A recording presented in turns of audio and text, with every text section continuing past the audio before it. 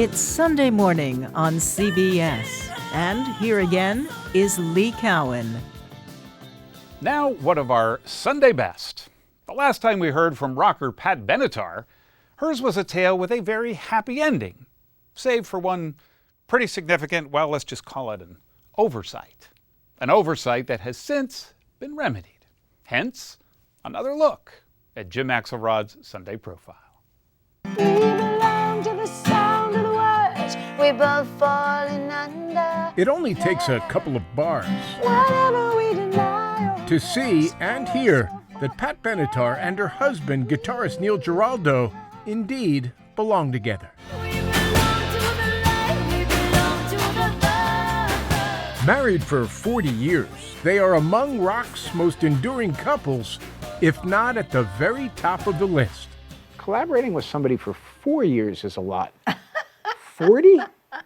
That's insane. Well, basically insane. Only if you define insane as selling 36 million albums, winning 4 consecutive Grammys, and recording 15 top 40 hits. You're a heartbreaker. From Heartbreaker Treat me right. to Treat Me Right Love is a battlefield. to Love is a Battlefield. Is it possible to articulate what is at the root of this successful collaboration? We're connected in so many ways, and all of them combined together. Your parents, your lovers, your husband and wife, your grandparents, your musicians, your writers, it's so much. Hit me with your best shot. Why don't you hit The daughter of blue-collar Long Island, she almost never had the chance to hit us with her best shot, choosing young love over her gifted voice. My boyfriend that I met when I was 16 years old got drafted, and I thought he was going to go to Vietnam and die. And so, like an idiot, I got married, and he didn't die, and I became a bank teller. And there the story might have ended had some friends not dragged her to a concert. God bless the child that's got Yes, one of the greatest voices in rock history was born at a Liza Minnelli show. My fabulous gay friends said, let's go see Liza Minnelli at the Richfield Coliseum. And it was packed. Stage lights came up. She started singing. I'm going, I could do that. I could do that. The next day I quit my job and I started looking for gigs. I'd never done anything like that in my whole life. I quit. Literally, no Liza Minnelli, no Pat Benatar? Yeah, it's just the fact that I saw somebody doing what I really, in my heart, really wanted to do. Within a few years, she was divorced and in New York City booking any club she could. Then came Halloween 1977, We are coming into a new situation. and her costume taken from the B-movie Catwomen of the Moon. Spandex, and her career would never be the same.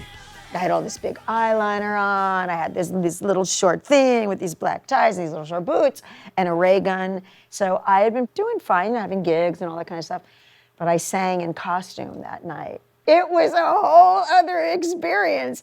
And I remember standing there thinking to myself, what's happening here?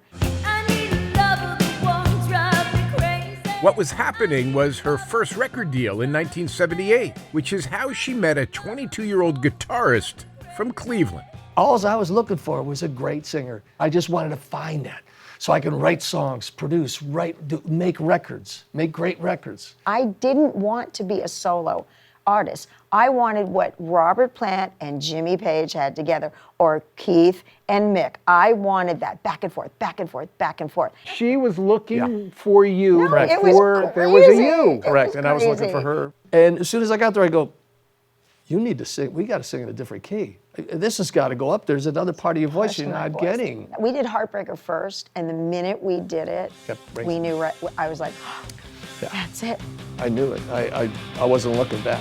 You're the right kind of singer to release my inner fantasy.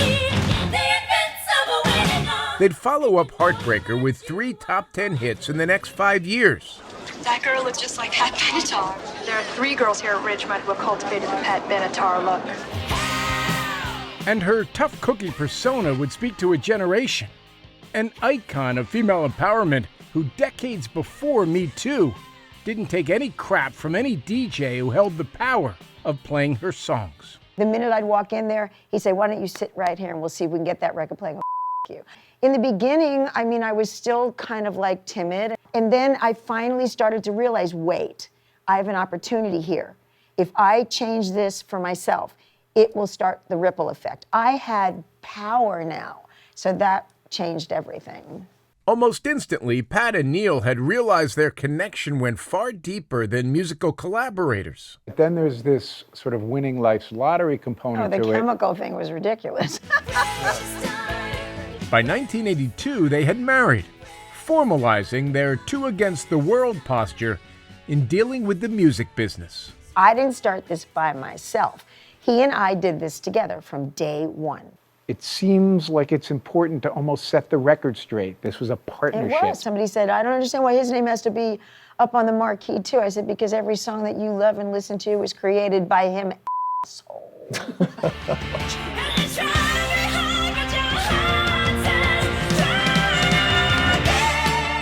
That kind of pushback, they say, explains one of the great mysteries of the rock universe.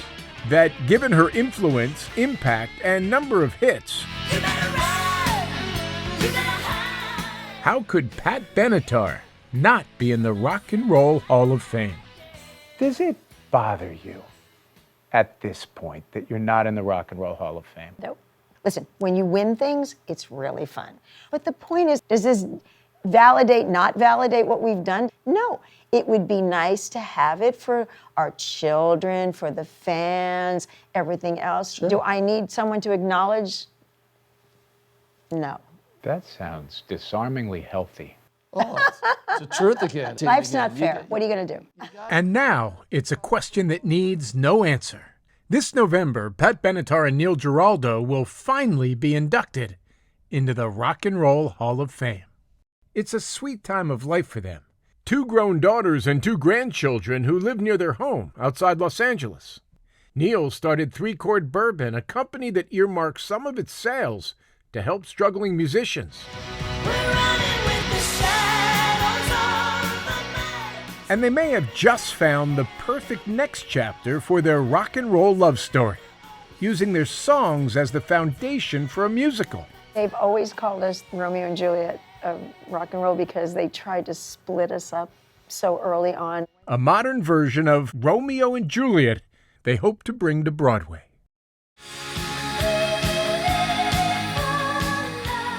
The balcony scene is We Live for Love.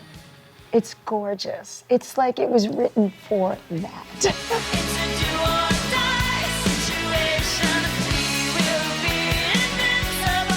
What else would Pat Benatar and Neil Giraldo call it but Invincible? With the musical, it's just the whole point of the story is that the differences between us make us stronger, not weaker. That's the point of the story, and that true love exists. Romeo and Juliet or Yeah. Neil and Pat? Both.